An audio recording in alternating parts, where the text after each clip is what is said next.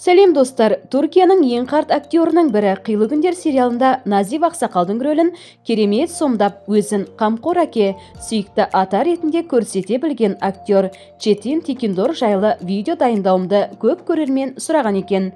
Олай болса, бүгінгі видеоны қалт жібермей, биыл 79 жасқа толатын Түркияның ең сыйлы, абыройлы әрі талантты ұлы Четин Текиндор жайында бар ақпаратты алдарыңызға жайып салмақшымын.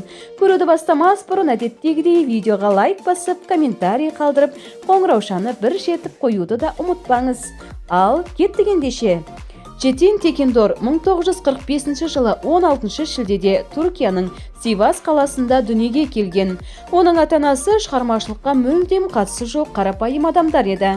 Алайда Четин бала кезінен актерлік мамандыққа құмартты.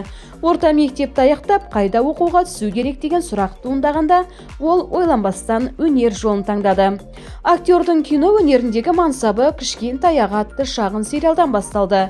Бірақ талантты жігіт сол кездің өзінде актерлік өнерімен жұрттың есінде қалды.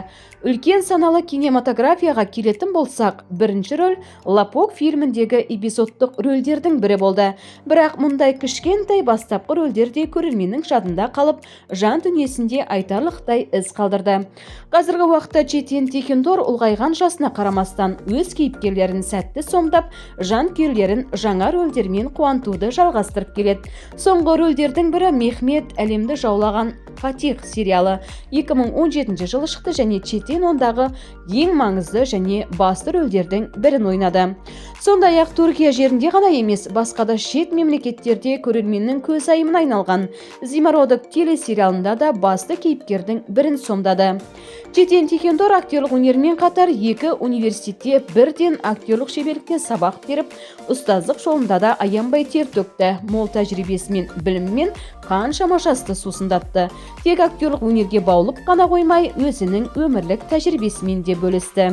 Жеке өміріне келетін болсақ, Четин әйелі Зерин Текиндормен жас кезінде танысқан.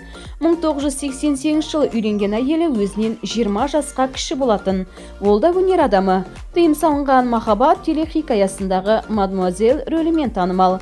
Ерлі зайыпты әртістер ұзақ жылдар бірге өмір сүріп, өмір бойы бір адаммен болуды қалайтын әріптестеріне және болашақ ұрпаққа үлгі бола бастап еді.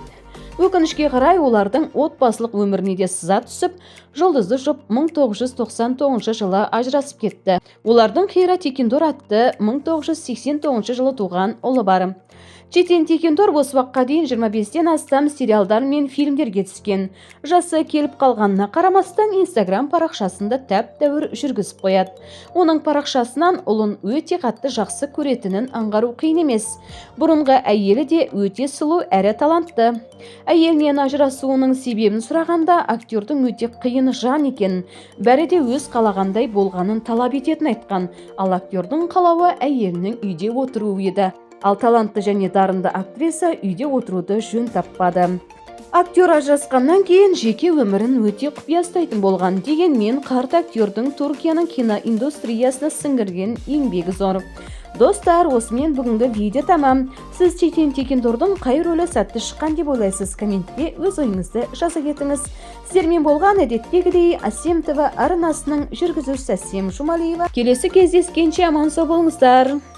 Асем ТВ арнасынан қай актер туралы ақпарат білгіңіз келеді, оны да жаза кетіңіз.